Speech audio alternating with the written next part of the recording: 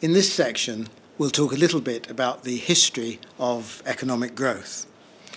We'll see how it started, how it diffused from its starting point in England in the 18th century, and we'll look then at the problems of what economists call convergence, which is bringing other countries up to the standards of the rich world.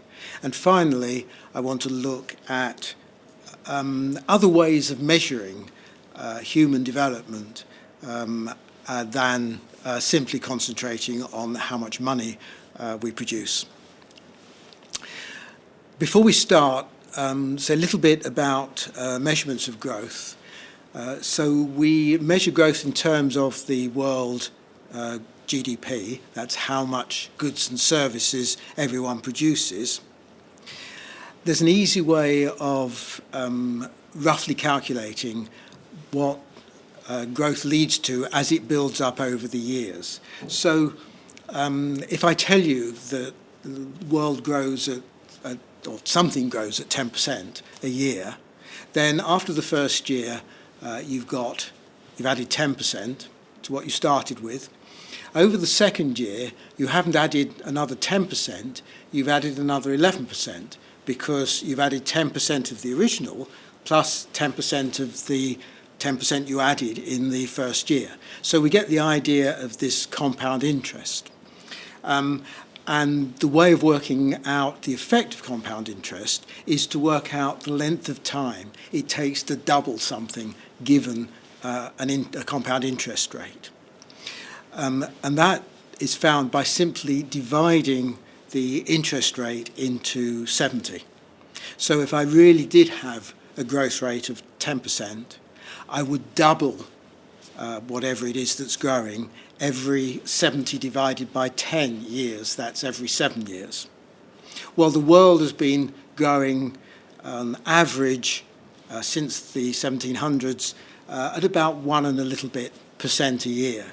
So there's a doubling every 70 or so years. Gross domestic product, the wealth of the world, is doubling every 70 years, which means in the last 300 years, since growth really took off, there's been something like a between 4- and 5-fold increase in the average wealth of the world. Well, let's look then at the history of the world in GDP, starting from the year zero of the Common Era, or zero of the birth of Christ. And what we've done is colour the world here according to GDP. So for most of the world, there's no data, which is the lighter colour. The red is the world for which there is some data, and income there is below what we now regard as absolute poverty of $1,000 per person per year on average, measured, of course, in current US dollars, in what those dollars would buy today. And as we go through, what we see is that by 1,000 years after the Common Era, after the birth of Christ, very little has changed. Those countries that were red are still red. We have very little data. 1 or 2 have popped up being red where we've got extra data. If we move on to 1500, again, very little has changed. Let's move on to 1700. It's the same. And only once we start getting to 1820, let's move on now to 1870, we're beginning to see that Great Britain has turned a different colour, the US has turned a different colour. This is the beginning of the growth in GDP in Britain and its former dependencies in the US and in Australia, the Western offshoots as they're often called. Moving on to 1300, interesting there that Argentina has caught up with Europe. In 1300, Argentina was as rich as the rich European world. Britain is still the wealthiest of countries, along with the US and Australia, along with North America and Australia. The rest of Europe, though, there is catching up. And if we move on, we see gradually wealth spreading through much of the world. But there are still large areas that are red, that are still below $1,000 per person per year, that are still where they were 2,000 years previously. Not in terms of the total wealth, because the population has increased, but in terms of the wealth per person. And we can go to 1960, where we gradually see, again, the same sort of story of a gradually spreading increase. If we move on again to 1970 and to the final one, I think, is 1990, there's still low-income countries that have not caught up with the rest of the world. And there's Europe and the so-called Western offshoots, North America and Australia and New Zealand, that have surged ahead of the rest of the world. So that's the way that GDP moved on. We can look at that on a graph. Some attempts have been made to measure wealth going right back to 1 million years ago. What we see is a graph that moves steadily upwards. It moves upwards more rapidly than it actually looks on this graph. I'll show you the next one, which is more dramatic, because on the previous graph, what we see is that this is a logarithmic scale. So we haven't come to an end of growth in 2001. What we have is just 10 years there being the same as 100 years here, being the same as 1,000 years there. So in this 100 years, the world grew roughly as much as in the preceding 1,000 years. And in that 1,000 years, the world grew roughly as much in the preceding 10,000 years. That's the general way in which the world has grown. And if we look at this graph, this is a dramatic view of growth, where there seems to be nothing happening for about the first 1,700 years. And then suddenly things take off. And once they take off in the Western world, in Europe, to a dramatic extent. This shows you what doubling times every 30 or 40 years can actually produce. I want to just look at where world growth started in the United Kingdom. And there's a lot of scholarly controversy associated with this, because it looks here as if almost nothing happened between the birth of Christ and 1750, 1780 or so. It's not that nothing happened, because this is GDP per person. So what happened was not that Britain and Europe and other parts of the world didn't get richer. The point is they didn't get richer faster than their population was growing. So there were large increases in population after the time of the Black Death around the 14th century. There were increases in population in the 1500s, and there were increases in wealth to go along with that. But the increases in wealth, which you see in the building of great institutions like cathedrals, the development of agriculture, the development of machinery and so on, that only kept pace, or very slightly exceeded, the rate of growth of population. What happened at the end of the 18th century in the UK, in Britain, was that the growth in GDP suddenly overtook the growth in population, and individual wealth increased dramatically. So let's look at the Industrial Revolution, why it happened, how it happened. Many people date the beginning of the Industrial Revolution to around 1780 or so, with the commercialisation of the steam engine by James Watt, building the first commercially viable steam engines, although steam engines were in use for 50 years before then. So that some people date the beginning of the Industrial Revolution to that.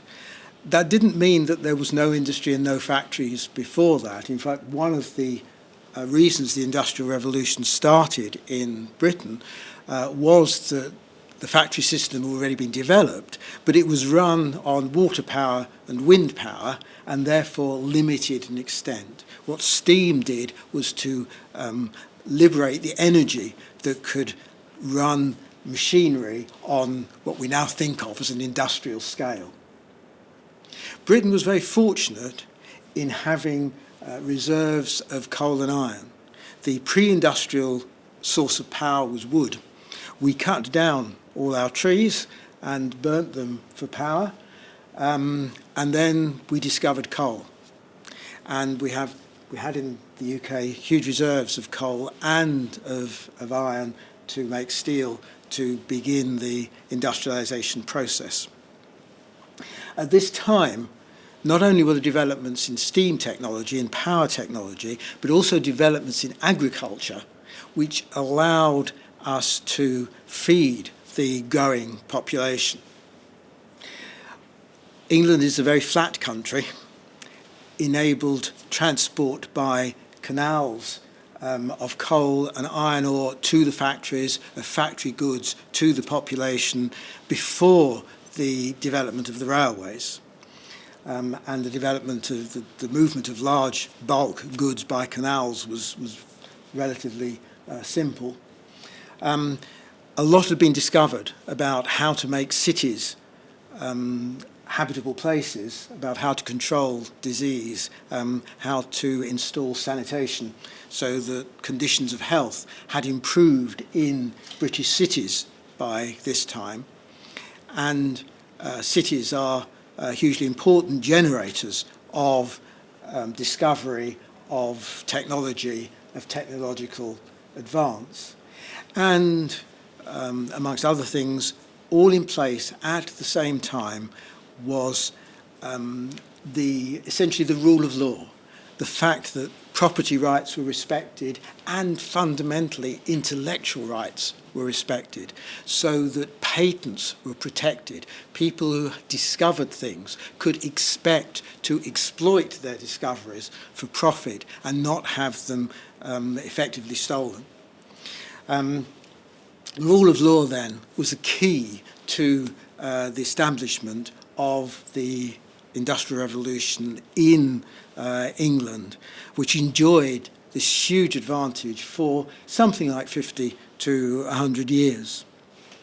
What we see on this slide is how the Industrial Revolution, the industrialisation, spread from the centres in England around, as I said, 1780, to get a foothold in continental Europe by 1850.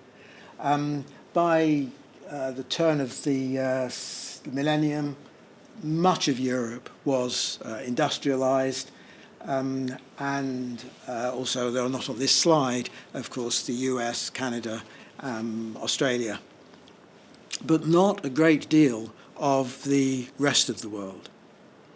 So this diffusion was a very slow process, largely through trade and through the fact that there was an ease of communication between England and its continental neighbours. And this leaves us, if we skip 100 or so years, to the current problem of the differences between different countries, their rates of industrialisation, the stages of industrialisation that they've reached. And this is a fairly recent slide showing that there is some catching up, but the catching up is quite limited. So what you see for each of these growing countries is a bar representing essentially how rich they are compared to the United States. And what you see in some cases, at least, is that there's a gradual upward slope with some glitches along the way, meaning that countries are converging towards the United States. Poorer countries are growing faster than the richer countries, but that's been a very, very slow process. Now, I've talked solely about gross domestic product, the wealth of the country measured in international dollars, how much the country is producing. GDP is a very crude measure. For example, if you look after someone else's children and get paid for it, that counts towards gross domestic product. If you look after your own children, it doesn't. So we could hugely increase the gross domestic product of a country by swapping children and paying each other. That's clearly nonsense. So GDP is a crude measure. We're stuck with it because no one has come up with a universally acceptable alternative. But one that has gained some traction is the so-called Human Development Index, or HDI. And that attempts to extend GDP as a measure of well-being to include health and education. We'll see how exactly on a slide in a moment. But first of all, let's look at health. This is the proportion of spending on public health illustrated by scaling countries to how much they spend. So you see that the United States there is enormous because of its huge spending on wealth relative to its GDP. Africa has almost disappeared off of the map because of the small amount that is spent there, and Europe has bulged again enormously. If we move on to education, this is education spending, slightly different way of scaling it by colour code. You'll notice that the greatest spending is those countries that are blue and green, and the lowest amount spent on education, not in absolute terms, but as a percentage of what the government has available. There is Central Africa, which is perhaps the lowest place there that perhaps ought to be spending the greatest amount. So you can see that there's some trap there of low educational attainment because the governments in those countries spend a relatively small amount of their income on education. But if we now put the two together, we get the Human Development Index, and the details are less interesting than simply knowing what the numbers are. So you get full marks if life expectancy is 85, the average age at which people die is 85. The adult literacy is 100%, so everyone can read and write, and everyone of school age goes to school. And then the gross domestic product is equal to that of the United States. So you get 1,000 points or top marks if that's your state. As it turns out, Norway gets 956 out of 1,000 on that scale, which is the highest, and Sierra Leone gets 273, which is the lowest, and the world average is 698. So if we look at this on a map, we see a slightly different picture from GDP, which is shown on the inset there. Europe has shrunk a little bit. India has grown. China has grown. And Japan and the States have shrunk a little bit. In other words, it isn't all about GDP, there are some other aspects of human development that are important and contribute as well as dollars, but it's still dominated by dollars. And in the next section, we'll look at why some countries have remained poor, whereas others have followed a development trajectory.